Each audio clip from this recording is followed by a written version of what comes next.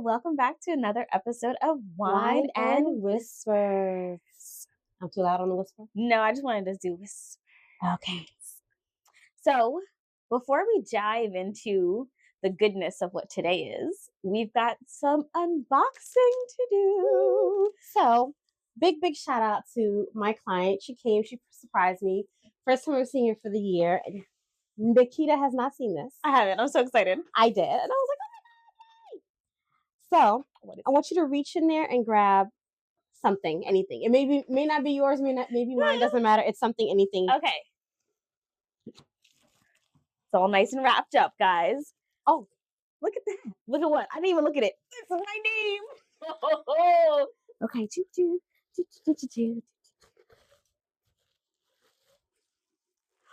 Look how beautiful this is. It like matches perfectly. Look. Thank you, client. Thank you so much. So now we need the W of this, the first W. Yeah, so that we the can, wine. So we can put it right here next to us. And be like, and then every episode, y'all, think again. Every episode. And then perfect timing for these to come in. Look who's here. Do you see it? Look, a lot of things are happening. It's 2025. Yep. We're doing some things, guys. Yep. Just setting the mood. We're finding the vibe for you guys, right? Because this is all about relaxation, wine, and destination whispers. Ooh, look at, did you say destination whispers? She's putting in the atmosphere. I want you guys to know she's giving me a vibe. I'm picking the vibe up. Don't say destination to me. Destination whisper. Because I'm all about stamping passports. I'm just saying. Thank you. I feel like, have you ever watched Derek Downey Jr.? He's the guy with the squirrels. Who has squirrels? So he doesn't have the squirrels. There are the squirrels in the neighborhood. He takes care of them, but people send him things for the squirrels. Is this the person that is in his backyard? I will be more than happy if you guys send things for us, so that this way, you know what? It goes back. We come to you guys strong and effect and all purposeful. Back to squirrels. Yes. This is the man who has like this whole little house in this backyard on his porch. Yeah. With squirrels, and he's like, now you guys were bringing stuff in. I gotta rake the leaves. Richard, there's Maxine and Hood Rat.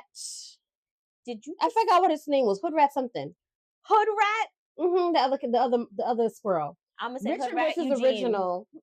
We can go off tangent with this, but that's not what we're here for today. Oh, sorry. That was me. It was because I was a little curious about Richard. Yes. And his Hood Rat Eugene. Okay. Mm-hmm. Oh, so you do know about Hood Rat? No. I don't know if his name was Eugene though. I don't know who this is. It's just a Hood Rat Eugene sounded nice to me. Oh, I just let it roll off. Gotcha. Okay. Tell the good people what we're talking about today, girl. Today we are talking about the Michelangelo Phenomenon. If you know it, beautiful. If you don't worry. We got you. We about to let you in on a secret. It happens. It doesn't happen. We'll figure it out. Yeah. All right. So let's uncork and unwind. So before I dive into this idea, I want to kind of set the stage, right? Okay. It has to do with relationships. Mm-hmm. And as we're talking, it made me think of this Instagram follower that I have. First off, it's your rich BFF, and then I can't remember his name. I want to say it's Eric or something. He has a beautiful deep voice. We'll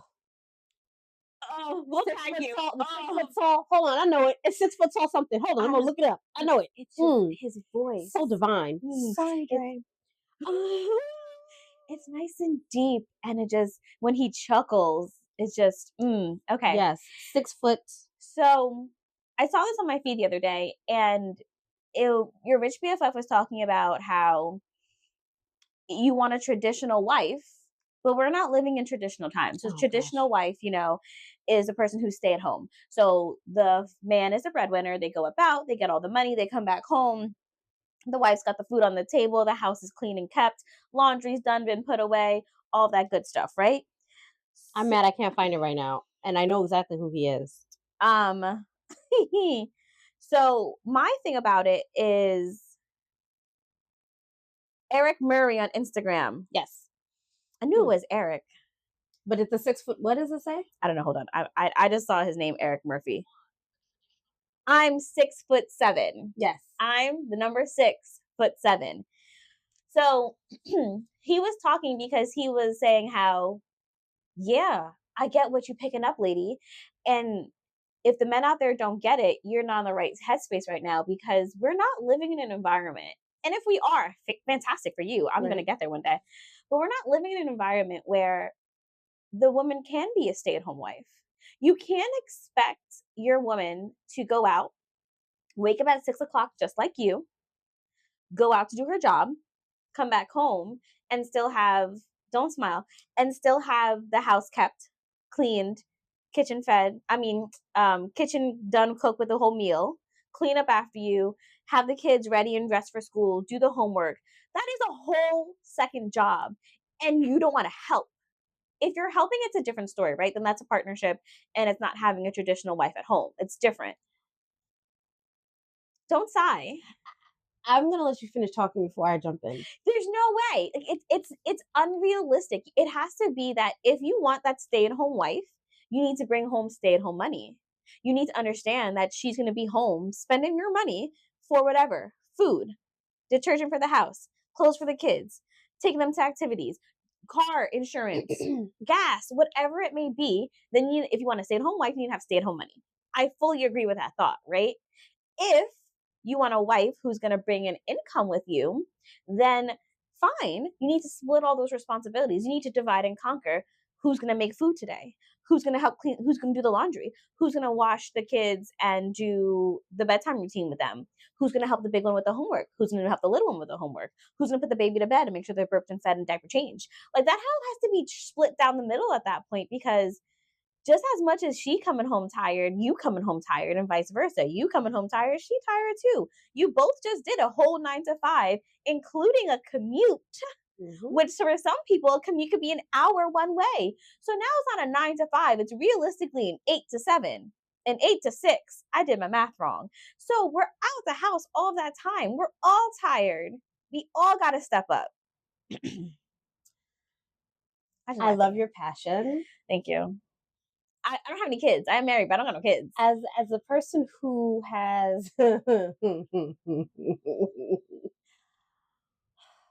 experienced this so-called idea of the modern day woman. Okay. Tell me more. In a modern marriage. Ooh, don't drop that. I did. Jesus. You gotta be quicker than that one. Gosh. Idealistically, that sounds amazing. It makes perfect sense to split the responsibilities, but there's no way that this is ever going to happen. It will never happen, and let me tell you why it will never happen. Yes. Because, and we need to come back to compartmentalize versus multitasking. Yeah, because they can't multitask. Somehow men are not wired that way. I don't know why. You may get some who will help and support. You've got unicorns. But even with their support, it's never going to be enough or equate to the amount that the woman has to bear. It never is, right? Carry. Okay. My husband helps. As you should. And we took a lot to get to the point where he is helping in a bigger capacity than he was before. But it's, those memes are not lying when they say that the husband can be, and it's not to say that they don't want to help. Right. Because those memes don't lie. When the husband could be sitting there on the couch, you could be in the room looking just for that moment, that teeny moment of rest, and they will bypass their parent, that other parent, to come to the parent and say, I need something. And I've seen it. I've seen it happen. So, and then you come out, and out of frustration, you snapping now at the other parent, like, why didn't you help the kid? And they're like, I didn't even know the kid needed help. Right. I was so in my own zone. But so idealistically, that's it's great. It is. But it does not happen. But okay, so my thing about it is, now this is us discussing gender roles in a relationship. Yes. In terms of modern and versus traditional expectations. Yes. Okay. I just want to make sure, because I'm gonna tie it in. Okay, just give me, because I have a counter for the other one, but okay. No, I'm We've got a couple of different things going on. They all tie in together, so I just wanted to make sure I was on the same page, guys. Looping you guys in. Hey. So, okay. So again, I definitely understand it's never going to be a true 50-50. It's always going to fluctuate 60-40, 70-30. And it could be that the man has a 70, the woman has a 30. It could be that the woman has a 60, the man has a 40, right? Which is what a marriage should be. Absolutely. Sometimes you carry me, sometimes I carry you. Right. And I think that's what I'm more getting at. It's never going to be a true 50-50, but it shouldn't be that the man comes home, sits on a couch, or whatever. The breadwinner of the family comes home, sits on the couch, and then expects the other person who also worked to put the food on the table. Because I'm just as tired as you, even though you make, let's say, 150 and I only make 70. I'm still bringing 70 to the table. Yeah.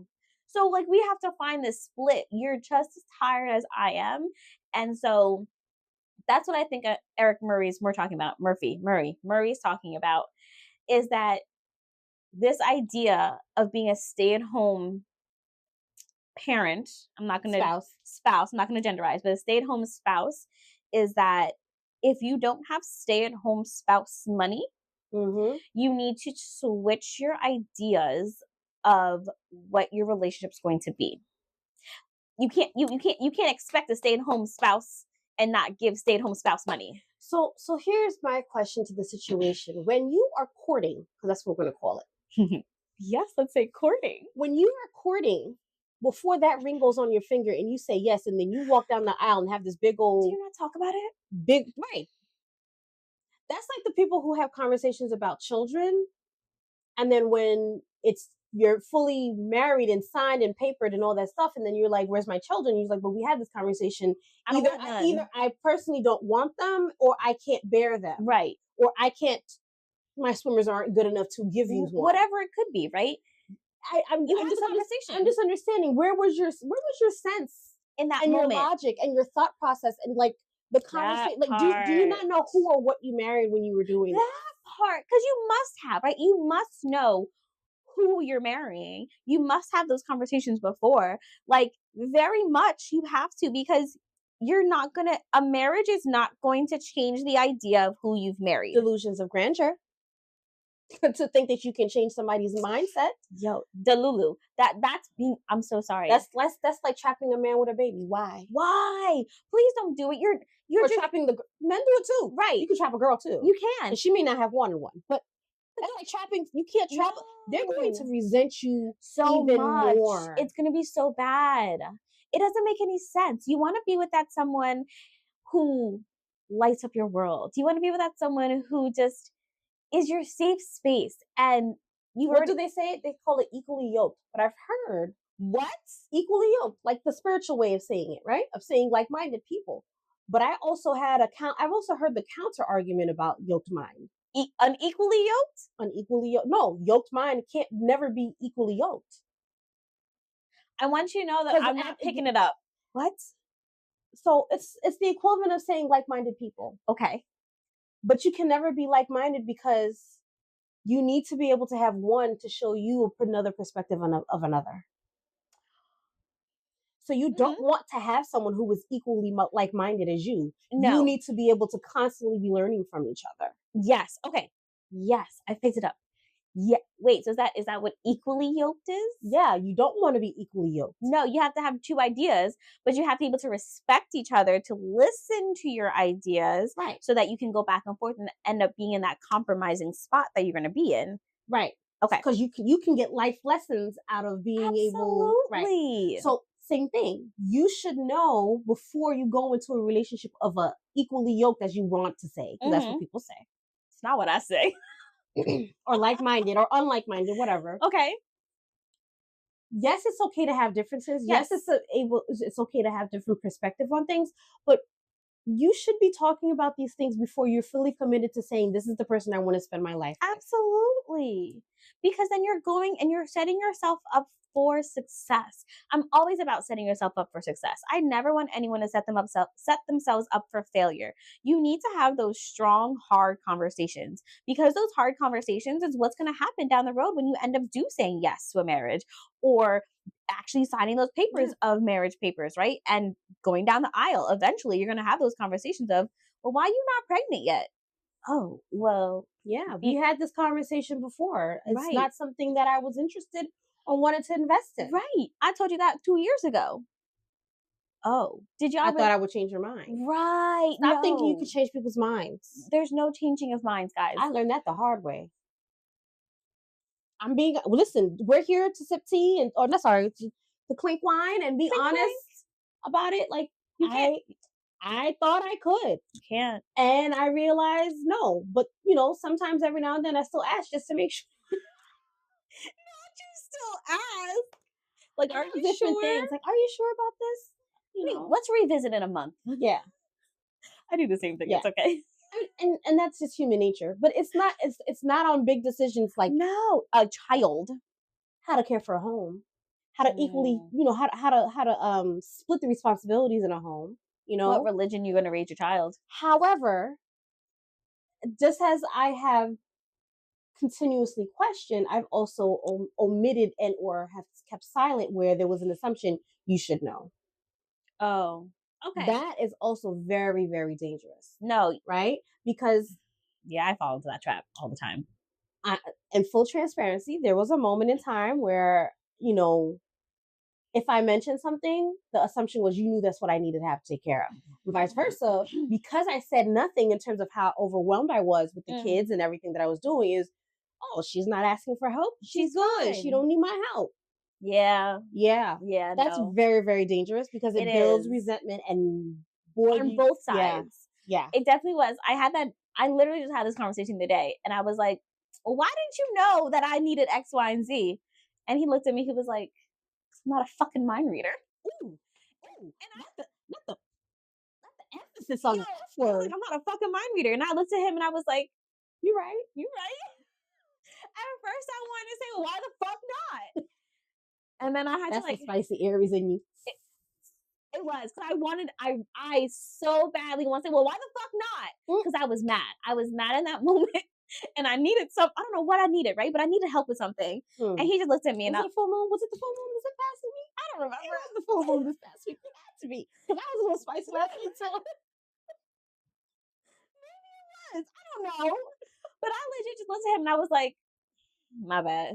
And I had to go back and I had to apologize. And I was just like, you don't know what my mind is always saying. Also, my mind ricochets from 1,200 million things at a time. So you never know what I'm thinking sometimes. We be talking and it like is a seamless conversation. And then I'm like, left. And he looks at me. He was like, Nikita. And I'm like, oh, I came back to you, I promise. Mm-hmm. Because it's like, what? The 50 million tabs that are left open, right? And then you also have the silent load that we talk about, right? The silent mental load that a woman carries all the time on top of the stuff. Because even though it looks like all of the things from the day are done, as you're resting in bed, you're thinking about all the other things you still need to take care of. All the time, sound asleep right next to you, or she, or whoever your partner is. There's always one, that carries that mental load, right? In our instance, we can only speak to what we have. It's us. So I'm thinking about, okay, when I wake up in the morning, what do I need to do in order so that this way we can have a smooth morning to get out the house, get to school, come back and start the day, and then whatever. So like even so much as of today, right? Okay. So today, Nikita and I had planned out what we're gonna do for today, how it was gonna look like, so that this way it was not a back and forth or running around kind of situation, right? Yes. And I didn't mention anything to Dre because regardless of what would have happened, I wasn't going to be home during those hours. So I didn't feel that I needed to mention a play-by-play. Yeah. So last night I mentioned to him, okay, so tomorrow, don't worry about staying because I'm going to already be here. You just need to drop her off. Okay. Right? Meaning my daughter who has practice. I teach her tonight. Hey. He was like, I don't understand. Why are you just telling me this now? This throws everything off. Because he was asking me something because he needed to do something. And I'm like, this doesn't throw anything off because I'm not interrupting your day. But if you need me to change something, let me know because I can reach out to Nikita and say, hey, I need to switch my schedule and how this is going to work. I'll let you know. I'll get back to you. Nothing was said. This morning, I reminded him. He was like, oh, so what is happening now? And so I repeated it to him. And I think it was just a matter of him being fatigued. Yes, he was tired. Right. Absolutely. And I repeated it to him and he was like, oh, okay. Then I can do this instead of doing that. Oh, so his whole day was messed up because he didn't understand how the day was going to run. Ah. So again, there's this assumption that because there's communication, that doesn't necessarily mean everyone's on the same page. It's not clear communication, and also depends, because it sounds like, correct me if I'm wrong, last night he was tired and fatigued, so he wasn't retaining and processing the way he normally does. This morning was fresh, coming off a good night's sleep.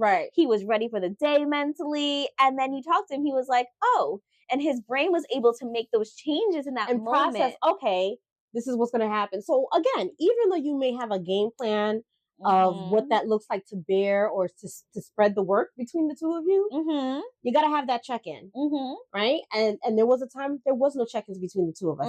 This morning I didn't get that response. I was like, I can guarantee it's going to come up later on in the conversation. Let me initiate it before I start my day, so I know how the rest of the day is going to go. So you can see your day laid out for you, so you know whether you have to leave early, you can stay, you got to go over here. Like, listen, we may be able to only do one today instead of two today. Right, exactly. So like it's just one of those where open communication, being able to talk about it, it's sharing the load. Yeah.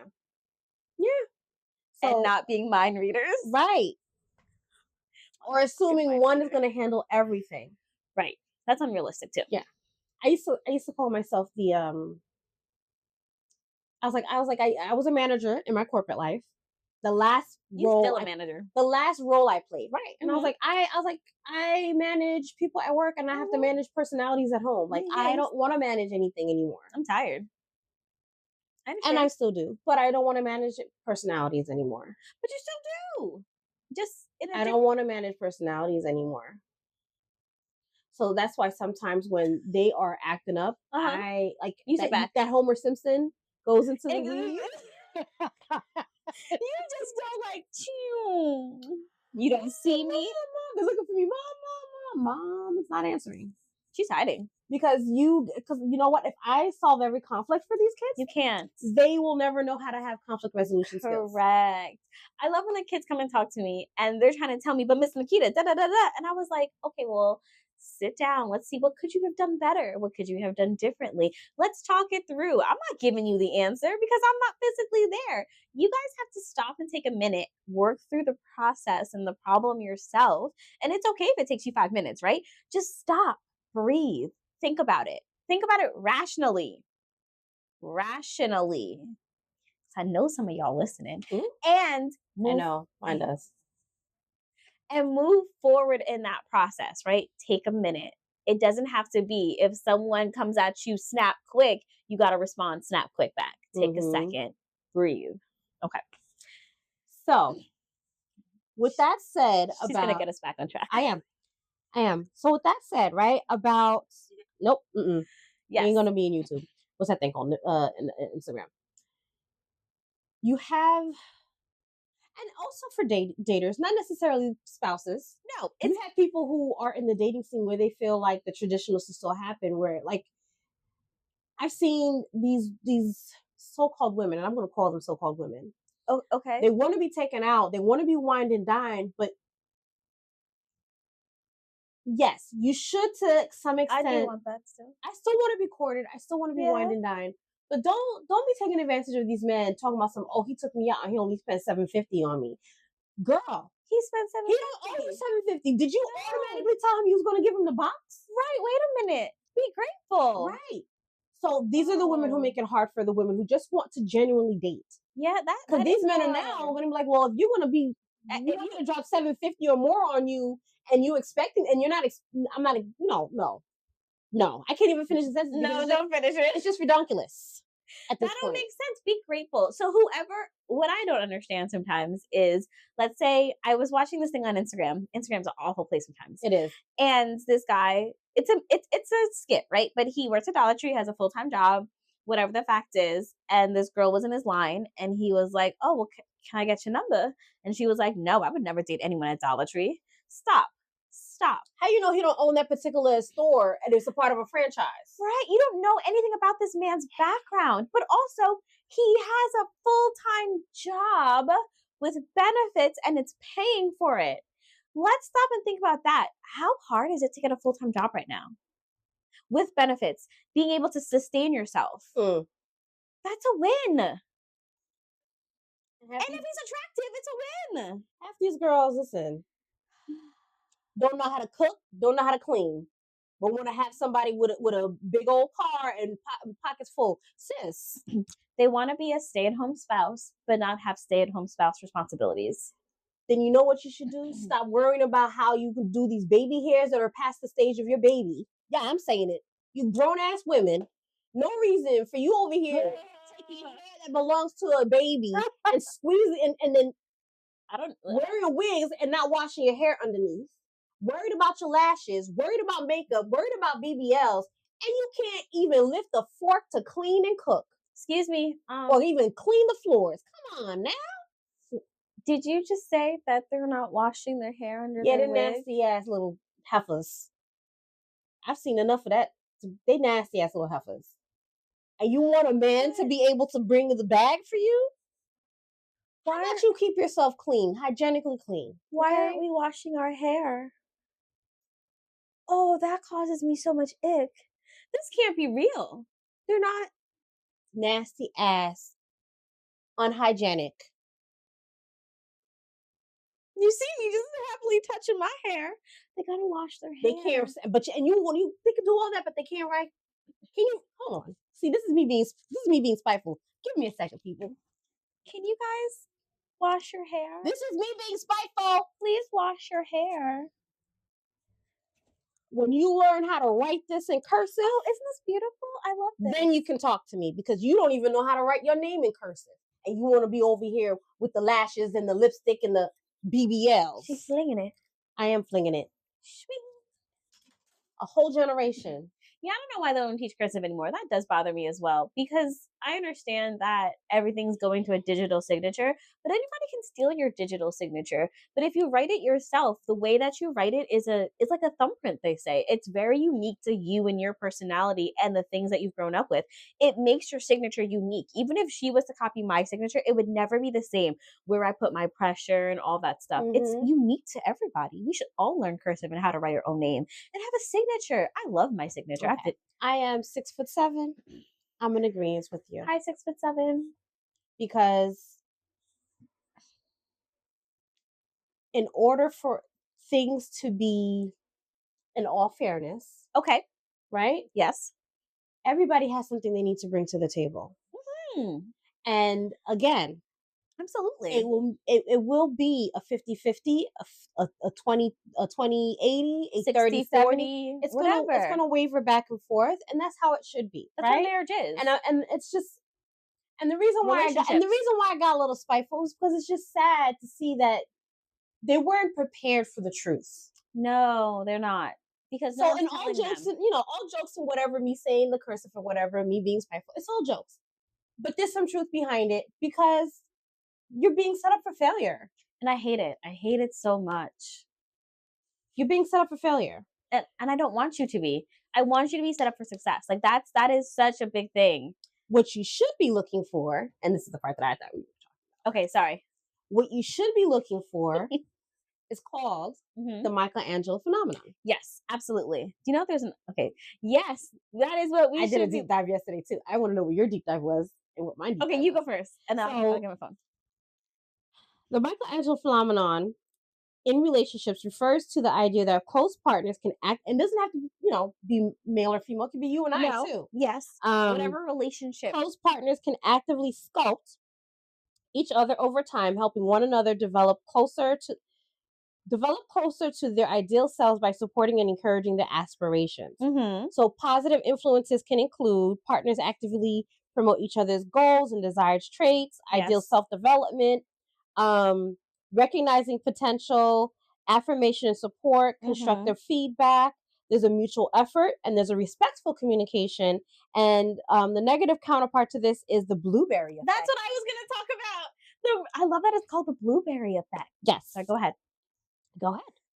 You may go next. I may go next? Yes. Well, let's talk about before we dive into blueberry, let's talk about the actual Michelangelo phenomenon. Yep. So I think Sorry. Boom. On top of the blueberry effect, I also went further and saw the correlation between Michelangelo effect and Carl Rogers, who was one of the most prominent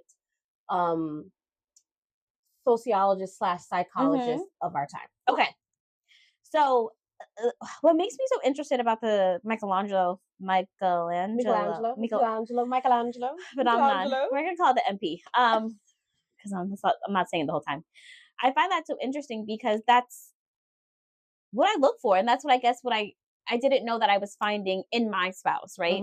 The fact that we are definitely not the same human, and it's perfectly fine because we align on some things and then we're completely on opposite ends for other things. But we sit and we'll talk to each other and we'll make each other understand why I'm coming from point A, why he's coming from point B, and then we learn each other's ins and outs for those whatever the topics may be, so that I'm more knowledgeable and he's more knowledgeable, and at the end of the day we're coming out of this a stronger couple because we're able to respect each other and we're able to now understand why he feels that way, why I feel that way, and I'm able to then identify it more with myself and how I feel as a human about whatever that topic may be, whether it's having kids, religion, money saving ideas, keeping the house, those big topics, but also the smaller topics of being able to focus and do my work, being able to go to the gym and have discipline, like things of that nature, being able to ricochet off why he finds those things important or not important, why I find those things important, and being able to move forward. Because like what we were doing a couple of years ago ain't the same as to what we were doing now, right? Why should give it that look?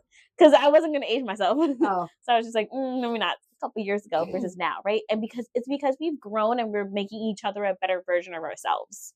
Ultimately, is what we're doing. Okay. So I never heard of the Michelangelo phenomenon. Never. More recently, through feeds, it's popped up. Yes, because they listen. But I've always heard bits and pieces of the traits that make it a phenomenon. Through counseling, through what's that one that they have? I can't think of it right now. I am marching through the woods. What was that about? Because you're moving your arms. Oh, I don't know. But yes, my brain. He and I have had moments where, and even with my sister, I do it with my sister too. It's everybody. Where I'm like, they share something that they want to do, or they share something that they've accomplished that brings them joy, and you are there being their biggest fan. Absolutely. And I can say honestly, I have not experienced it more than I have since the transition of coming into my independent business. Entrepreneurship. You know, it was one of those things where like, yeah, it happened from time to time. Hey, good job. But more so from friends and family, I've never received that effect or I know why support than I did. Because even when I said I was going to go back and do my EDD, right? I'm all about dissertation, everybody, and I'm absolutely okay with that. You do not need to convince me otherwise to finish it. It was like, oh my God, you're going back to school? Okay, fine. But when I said that I was really teetering on doing this, everyone was like, what is holding you back? What's holding you back? And then when I finally did it, we were excited. I think the biggest ones that I was waiting to see their support was my husband, of course, my mother, and my sister, because those three, their opinion mattered so much to me. Everybody else. And always. everyone was like, and the three, to get the confirmation from all three of them, it was just like, what are you waiting for? And when it happened, it was like, we're so proud of you. And that's something that I didn't typically hear from my mother. My sister, we have come to a space where all the time, like once a week or once a day, I'm proud of you.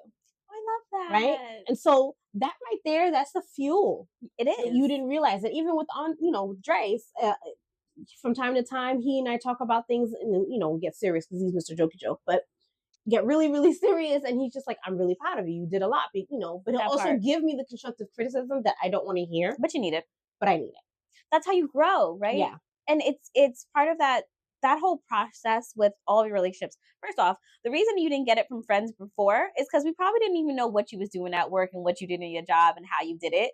And so it's one of those where like, oh yeah, girl, congratulations. We didn't really know what you was doing, but we knew we had to say congratulations. I'm gonna be very honest. I've done it to quite a few friends. I love you. I'm sorry, but I don't necessarily know what you do. But if you sound happy, I'm happy for you. But I don't really know what you're doing. Right. So that's probably why you didn't get it in those atmosphere because we just didn't fully understand. Fair enough.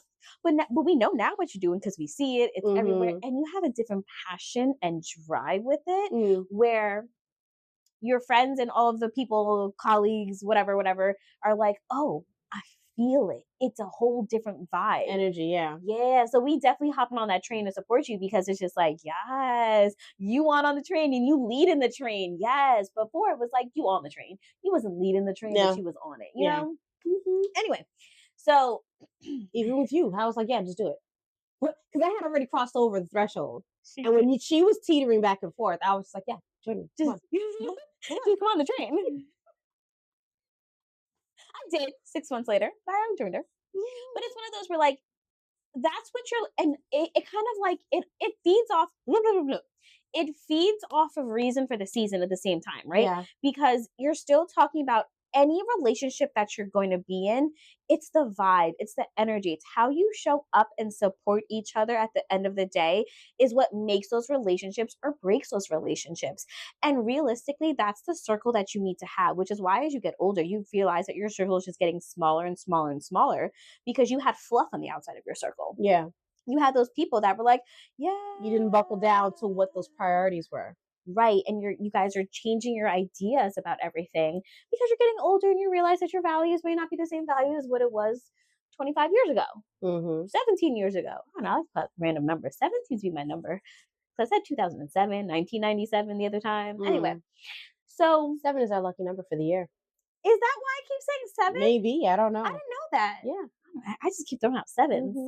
So I think that's part of the reason why, as we get older too, and we're realizing it, we may not know that it's called something, but it's definitely where you're sitting down and you sit and you analyze the people that you are constantly surrounding yourself with. Because do you want that energy? Are they hyping you up the way that you're hyping yourself up? Are they hyping you up the way you hype them up? Are they giving you knowledge about things and making you be a better person? That's what it really comes down to. Do their words and energy feel laced with envy?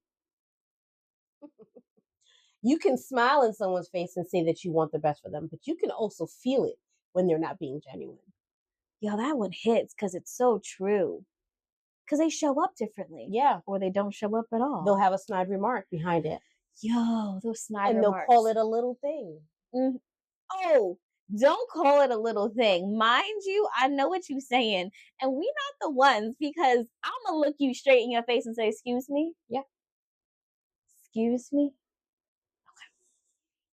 It's not little thing, especially if you see that whoever you're supporting is putting their all into it. It's no longer a little thing. Yeah. It's no longer a hobby. Yo, we're circling all the way back to the top of the year. Nope, the top of the season.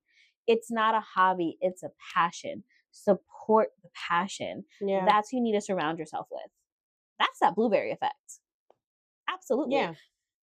Ooh. You want to go into the blueberry effect? I do. Okay. Hold on, I was pulling it up.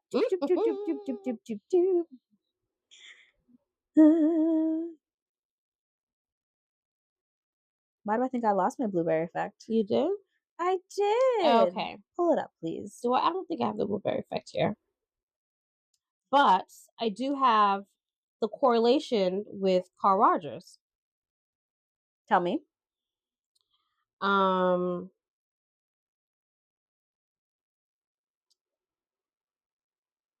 A facade where he considers it a facade, like how we're saying they'll smile in your face, but they don't really mean it. And so, whereas a facade is a false front erected to deceive others to protect themselves, the authentic self requires a benevolent, congruent other as an astute observer or caring participant. Humans are inescapably social creatures. On a bedrock of self-interest, most humans manage to be caring, benevolent, and fair at least some of the time. Taking on the robe of Michelangelo and helping others to fulfill their own potential is eminently an altruistic stance that does not even come at a high cost. So let's do more of it. So essentially what that's saying, and let me translate that, is crab in the barrel mentality. Okay. Right? Yeah, you could do good, but you can't do better than me. That's toxic. Oh, holy bejesus, is that toxic?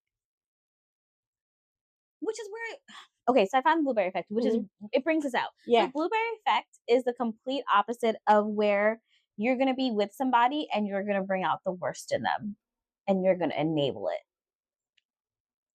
Gaslighting.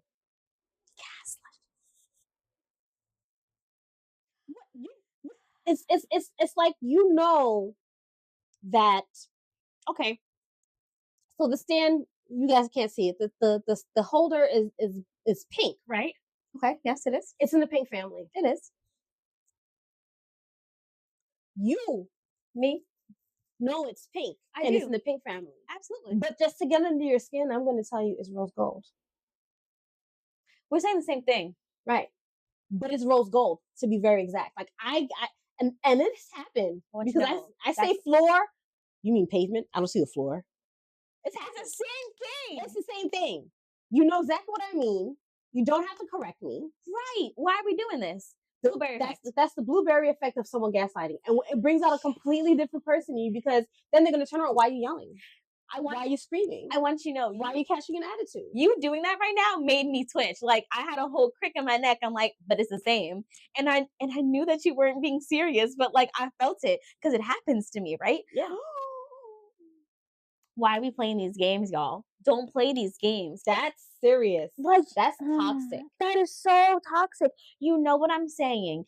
Yeah, it's pink, rose gold. No, we're saying the same thing. Let's not playing with these my emotions. And so I realized that those people, because they are in my life, right? I definitely started taking a step back, because I can't. The crick that I just got and rolling my shoulder, the twitch, that's how you know when I get frustrated. Not the twitch. It is, because I'm just like, all right, simmer down, because I get knots. That's where my knots sit, in my shoulder blade. And I just feel one, I just feel it. I'm just like, all right, let me just chill out, calm down for a second, because I don't need that negativity. You know what I was trying to tell you? You just want to know what I'm trying to say. You just want to make it to be what you're saying, because you can't just let me live my life. There's some people who do it for sport.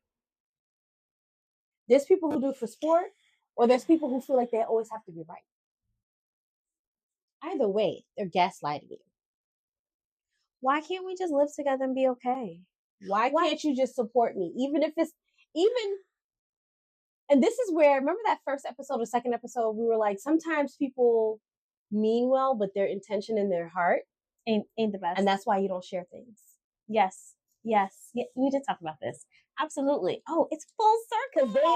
They don't get it because it's not your vision. It's not meant for them to get it. And that's okay, right? But that's when I get to the point where I sit and I'm like, I don't need this person in my circle.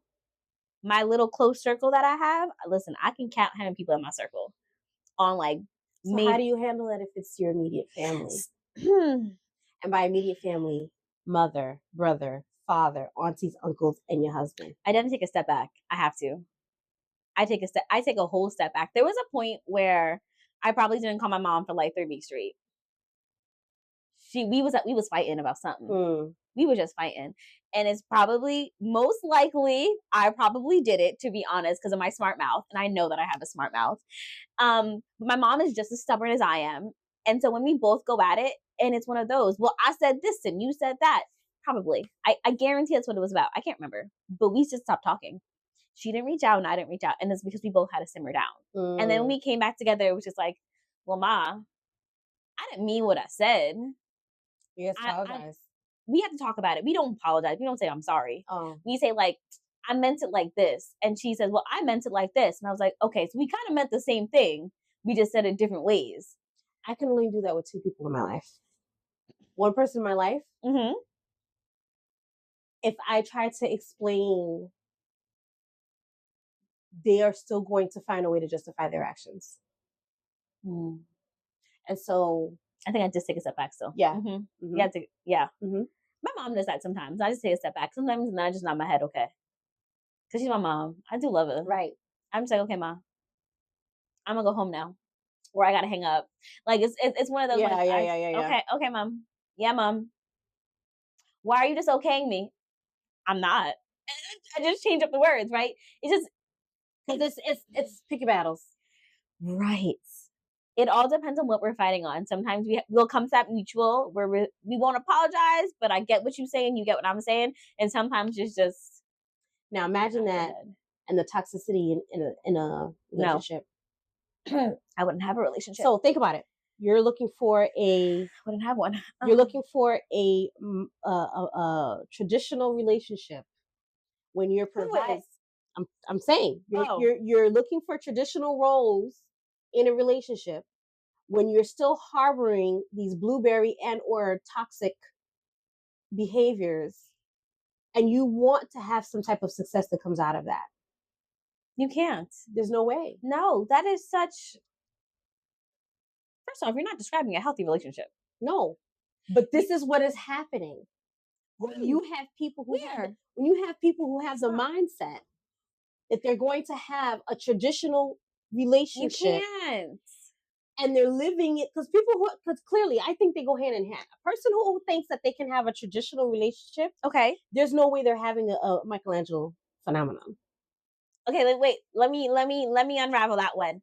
So someone who wants a stay-at-home spouse, right? That traditional relationship, stay-at-home spouse. The traditional roles to be expected. Traditional roles is not having how? They can't, because you can't have a Michelangelo phenomenon in that moment, because at the end of the day, you're having these two roles that don't necessarily intertwine or interact with each other because they're codependent on each other. And really one is codependent on another, and another one just carrying the whole load. Correct. So now, when you look at what the world looks like today, what is expected of both roles and or genders. I'm thinking, yes. You have to be able to live in a space of communication, codependency, respect, mutual feedback in terms of constructive criticism. You have to live in a Now, is everything going to be checked off in a Michelangelo phenomenon? No. But most of it. Most, if not all, have to be there to be able to respect. To be successful. How you show up in the relationship and how the other person shows up in the relationship. It has to be. At least, let's rephrase this. At least living in Jersey, at least living in the environment and the states where it's mandatory to succeed and survive, having a 2-income household. Because you can't do it with one. You can't do it with one, especially here, right? You can't do it with unless you're making 6 figures more. If that. High six figures. So that's the only way that it can happen. I mean, maybe in the middle of the country, it's different. I don't experience what your lifestyle is there and what everything costs, right? But definitely here. On the ends. Because that's a great way to say it. Even the West Coast is rather expensive. Yeah, so on the end, it's very much you have to have a 2-income household to survive. So if we're having that 2-income household, you're definitely going to be having that Michelangelo effect. You have to. Or if you're not, you're going to be having a very difficult relationship because you're not doing the things you need. You're not doing the communication. You're not being supported. You're not supporting. Like all of those things that need to happen so that you are setting yourself up for success. Again, I come back down to that because that's what I need us to do. That's what a relationship's about, whether it's a friendship, a partnership, a spousalship, relationship with your parents, parentship, familialship. I don't know. I'm clearing out all the ships. But whatever it is, it needs to be that you have that communication understanding so that everything's being set up for success. Otherwise, it's going to fail. Yeah. Girl. So, thank you. I am 6'7". I am 6'7". For shedding. I'm going to just, keep saying it because, sir. I'm just going to say Eric. Hi, Eric. Sir. Hi. Aaron, Pierre, that's Mufasa. Okay. Pierre, that's Mufasa. Aaron, Pierre, that's Mufasa. Okay. So thank you for dropping that tidbit on Instagram that I stumbled upon because it was beautiful, because it led me down this rabbit hole of traditionalism, modernism, contemporary we're currently living in, and then Michelangelo phenomenon. Are you guys living in it? Are you experiencing it? Are you struggling with it? Have you experienced either or? You got some blueberry topics you want to talk about? What blueberry relationships have y'all experienced that we could be like, leave them? Send us a whisper. Ooh, that would be. Send us a whisper. That would be some good whispers. Those would be that could be a whole thing. The blueberry topics. Send us a whisper. Send us whispers, please and thank you. Yeah. All right, guys. This was a good one. Yep. I love when we have good ones. Sorry, I got a little passion on that one, guys, but I needed you guys to see the truth of it. Enjoy the passion. Oh, I was trying to think of a thing. Anyway. Yeah, okay. We'll see you next time, guys. Later, Wispies. Aaron, Pierre, that's Mufasa. Hey, Wispies. Thank you for joining us for another hard-hitting girl talk. If you have a topic or question for us, send us a whisper at info@wineandwhispersclub.com. That's whispers with an S. See you next time, Wispies.